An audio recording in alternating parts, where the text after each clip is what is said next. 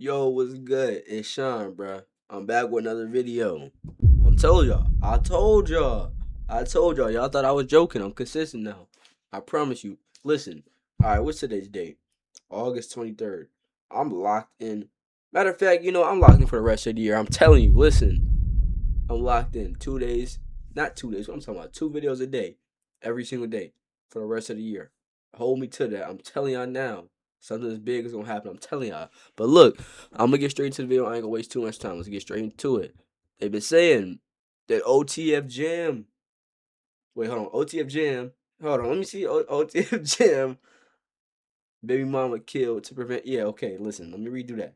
OTF Jam's Babymomma was killed to prevent from snitching in Lil Durk's case. So let's get straight into the video right now. I heard a little bit about it, but not much. OTF Jam is 100% testifying against Lil Durk in this federal murder for hire case. And this is major because OTF Jam was allegedly one of Durk's hitmen, catching multiple bodies. Durk gave him $50,000 when he got out of jail. Dude was bad. They allegedly had to pull him into a room and tell him, stop committing so many murders because you're going to put the feds on us. Well, academics just dove into That's crazy. A whole nother conspiracy theory as to the actual reason why OTF Jam is testifying against Durk.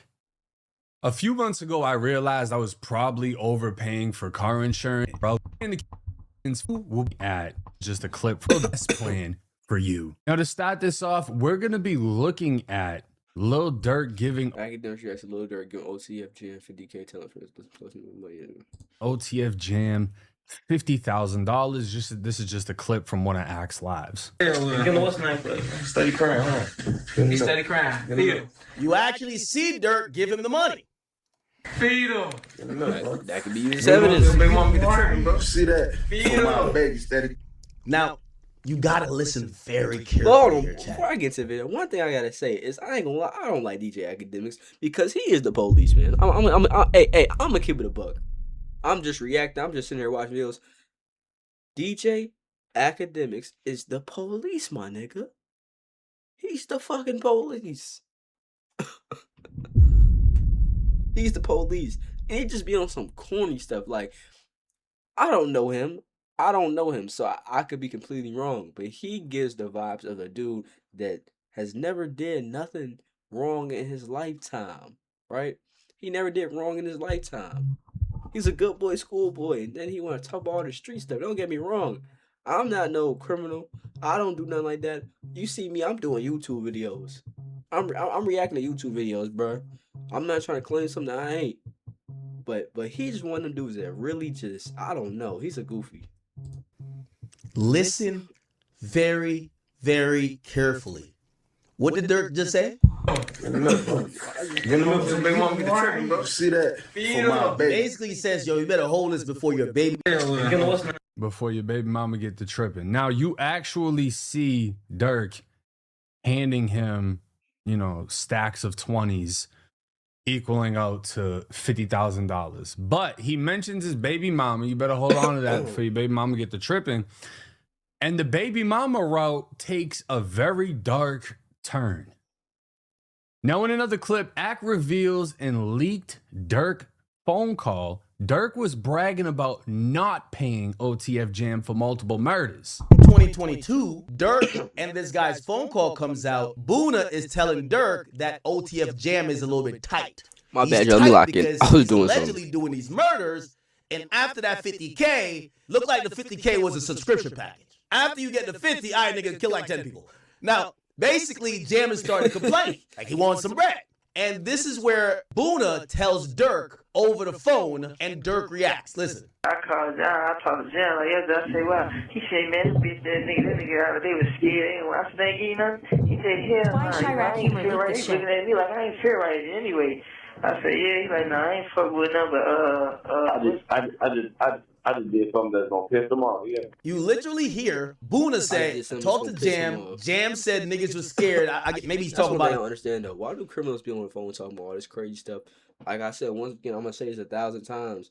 I'm not a criminal. I don't do nothing like that. I ain't never did nothing like that. I ain't trying to be somebody I ain't. But why do all y'all criminals always incriminate yourselves? about being on the phone, talk about what you doing, texting, talking about you. Why? You know they can track that, right? Are you stupid?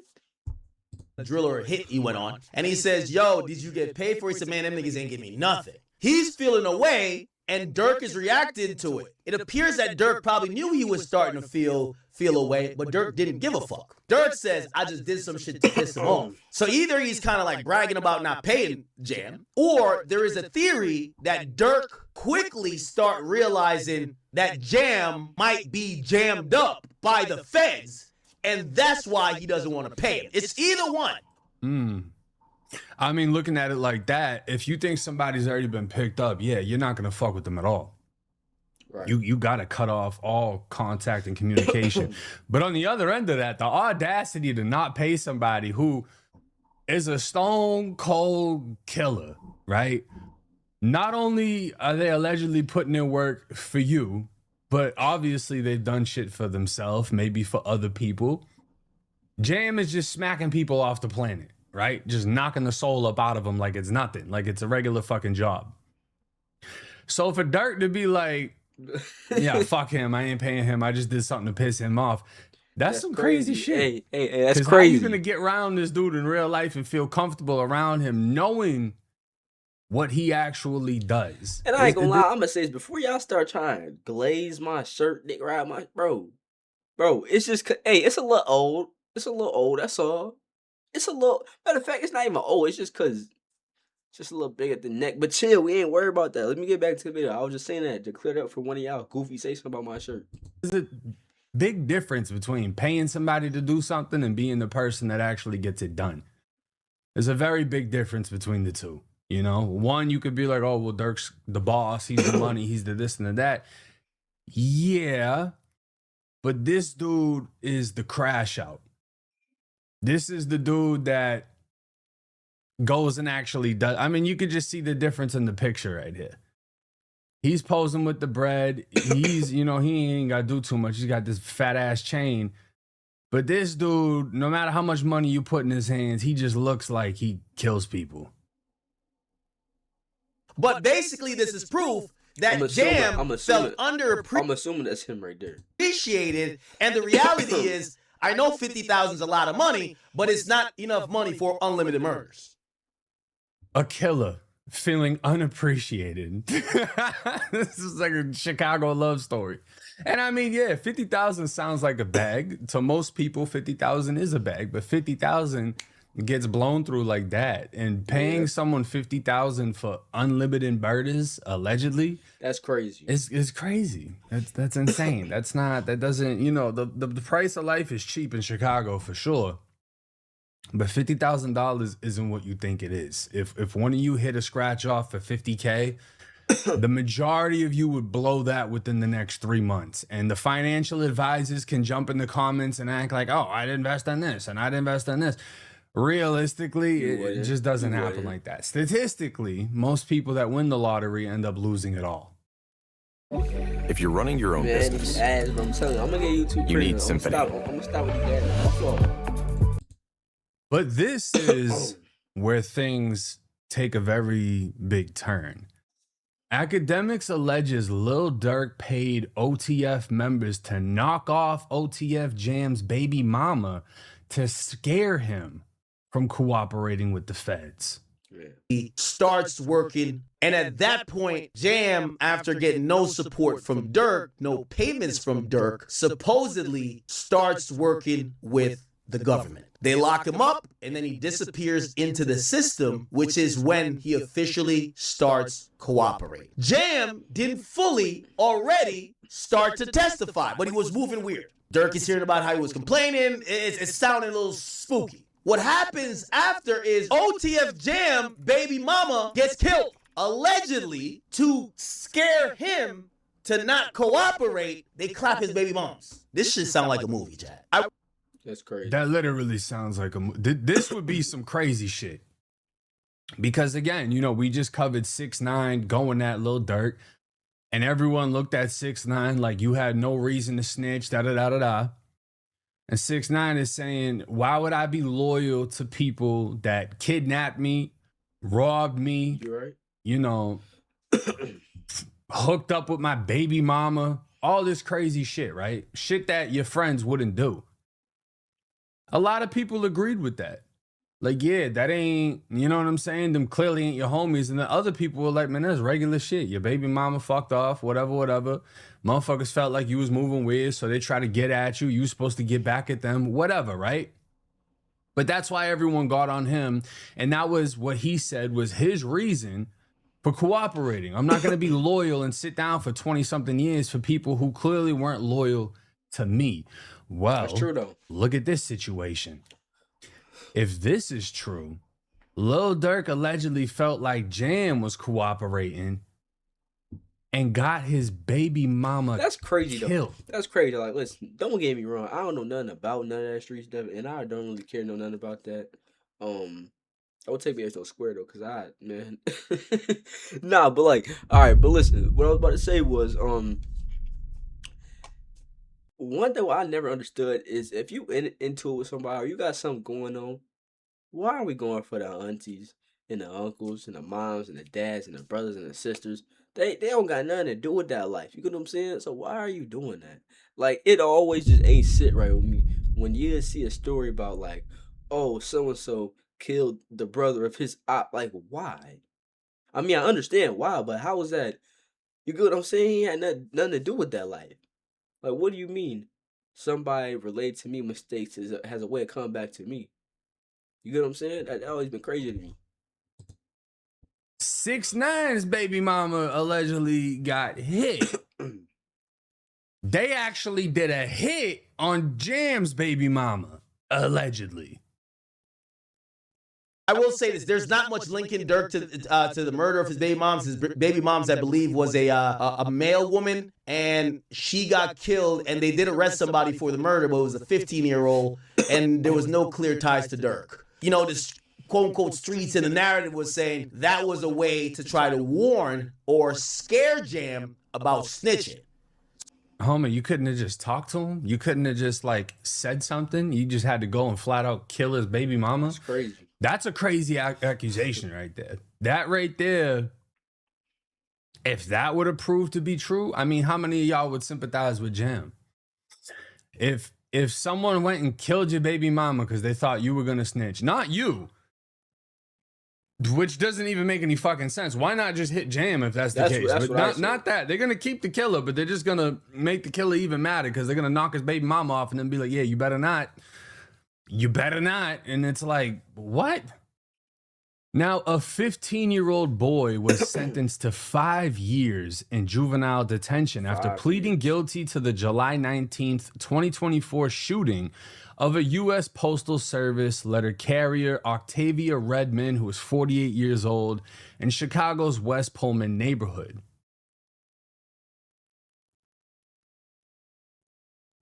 Just before 11:40 in the morning, Redmond was delivering mail on the 12,000 block of South Harvard Ave when a man exited a stolen white Dodge Durango and approached her. He shot her multiple times at close range before fleeing. She was taken to Christ Hospital and later died from her injuries. That's crazy. Authorities used private surveillance video and an anonymous tip to track the suspect's movements before and after the shooting. The stolen vehicle was later found abandoned and torched in the West Chatham neighborhood. Prosecutors also linked the gun to a separate battery case. The teen was arrested in Cedar Rapids, Iowa on September 30th, 2024, extradited to Chicago and charged with first-degree murder. On July 1st, 2026, Cook County Judge Sanju Uman Green sentenced the juvenile to 5 years in the Illinois Department of Juvenile Justice after he pleaded guilty to first-degree murder. The case was prosecuted in juvenile court, and the judge applied juvenile court sentencing guidelines. He was sentenced on June 3rd, 2026, so this year. Redmond, who had worked for USPS for 15 years, was described by neighbors as a mother to the neighborhood. The National Association of Letter Carriers and other postal workers rallied, calling for stronger protection for carriers and renewing calls for improved safety on city. I mean, I don't think none of that's going to matter when your baby daddy is OTF Jam and he's out there spanking shit. But the fact that a 15-year-old got booked on that, I didn't even know that they could run a first-degree murder case in juvenile court. I would assume that that charge is big enough. First degree murder. There isn't a charge bigger than that. I would assume you would get straight to adult court. You'd be adjudicated as an adult. You would go to the adult county jail and be held in a different wing until you turn 18. He only got 5 years for killing her. That's insane. He's going to be out. You know, he's probably going to get time served because he's been locked up already for 3 years. This kid's going to be out and he's going to be under 20 years old with a body under his belt. Minor who pleaded guilty to killing a postal worker will spend 5 years in juvenile detention. Octavia Redmond was killed in July of 2024 while she was delivering mail. The juvenile got out of a stolen vehicle and shot her multiple times at close range. That person pleaded guilty to murdering her last month. Developing this morning, Chicago police have released surveillance video of a person of interest in the deadly shooting of a postal worker. The shooting happened last month in the West Pullman neighborhood. Mugo Odigwe is live in the newsroom this morning with a look at that new video. So Mugo, what does it show? Well, first off, we know the U.S. Postal Inspection Service is already offering a $250,000 reward for information leading to an arrest and conviction in this. Well, no wonder they got the tip then. They offered up $250,000. And that's the thing is, like, you got to understand, what are the chances that 15-year-olds in Chicago are getting sent on hits knowing that the punishment isn't going to be extreme? And then the same person that sent you on the sad part is that's how it is in a lot of situations, though. Like, they make it seem like, oh, he's the kid, he ain't gonna get no time, so let's send him go do stuff. That's what I heard. I don't know personally on a personal level, but that's what I heard. Hit drops the tip to get you booked so they can collect the $250 after paying you like $5K to go do the murder. What if that actually happened? Right? You give a 15-year-old $10K, he goes and kills somebody. He ain't gonna get that much time. He got 5 years in this case. But then you drop the tip and you walked with $250,000, and the person you wanted to get killed got killed. This case. And now Chicago police are hoping the new video gets them closer to the killer. So here's that video on your screen. Part of it shows a man getting to a white Dodge Durango near 70th and Campbell. This is right before the shooting. Then at some point, the same video shows a man getting out of that Durango near 121st and Harvard. He runs across the street and out of view. Then he runs back to the car before it drives off. Police say on that day, Friday, July 19th, around 11:40 in the morning, 48-year-old postal worker Octavia Redmond was in front of a home near 121st and Harvard when a man walked up to her and shot her. She died at the hospital. The Dodge Durango used in the shooting was later found abandoned and torched in the middle of a field on South Holland Avenue. Now, anyone with information on this shooting is asked to call Area 2 detectives. Yeah, I mean, that's pretty extreme. And I can't imagine being OTF Jam and seeing that play out. Especially if he's thinking it came from his own people. Like, damn, they really sent somebody at my people, at my family. How am I going to play this out? Obviously, Jam doesn't have the power to go at Durk because Durk is surrounded by people at all times. Durk's a multi-millionaire. Durk doesn't even live in Chicago. So Jam doesn't necessarily have the capability to get at him. Well, what's something he could do? Cooperate. If he cooperates with the feds, he saves himself from any crazy amount of prison time. But he's also essentially putting away the person who allegedly got his baby moms killed. Yeah. If you're so profitable, why do you sell a course? Well, you know what? Here you go. I don't care. It's all free. I'm giving it away. We have like 6 different courses in here. The same strategies that made me a full-time trader. And we have like... Now, as far as the history of OTF Jam, his real name is Casey Hester. And this is mugshots.com. They upload regular mugshots, but they also seem to have a lot of prison mugshots. This is the same website that posted the picture of me with the infamous slash that everybody said was a fake picture. And I mean, it actually tells you when this photo got uploaded. Let me see. This official record was collected from a law enforcement agency on November of 2013. So this picture got uploaded in, date added, 11/16/2013. Everybody said I faked this and I photoshopped it, but I was actually in prison when this hit the internet. I was at Lancaster's work camp. But yeah, so I mean, unless this is a fake picture, we have OTF Jam right here. And this was when he was at the Northern Reception Center. His parent institution was Stateville Correctional Center. And he was in there for aggravated battery, discharge of a firearm, and sentenced to 14 years. So again, I believe they said he was released in 2022. But other than that, I wasn't really able to find much details on the shooting that put him away. Now, interestingly enough, we spoke on the reason 6ix9ine gave for cooperating. We compared it to the alleged reason why Jam is cooperating. And academics the other day would ask 6ix9ine what he would have done if he was in Lil Durk's position. If in Durk's position, what would I do, right? Yeah. If I was in Durk's position, when we first got indicted for the murder for hire, I would have quickly lawyered up OTF Bonnie, OTF Jam, because now we part of one firm. You know how it goes. That one firm controls. I said that and a lot of people didn't get it. When you got a dream team, one is on me, one is on my mans, the other one is on my mans, and then their paralegals is on them. Ain't no way you gonna tell because everything's gonna get back to me. I agree with that one. You said if in Durk's position, what would I do, right? Now that sounds like the best route, lawyering everybody up. But at the same time, if you feel like Jam is already cooperating, there's not much you can do. You know what I mean? It sounds good, but if he's already cooperating, and especially if you're the one that got his baby mama hit, you're not gonna pay for his lawyer. Realistically. But this murder has not been introduced to this federal case, so keep that in mind. This is just an example of an alleged reason why Jam could be motivated enough to do this. Aside from saving his own ass, there could be some animosity over the fact that his baby mom's was killed. But let me know y'all's thoughts and comments in the comment section. It's 1090 Jake.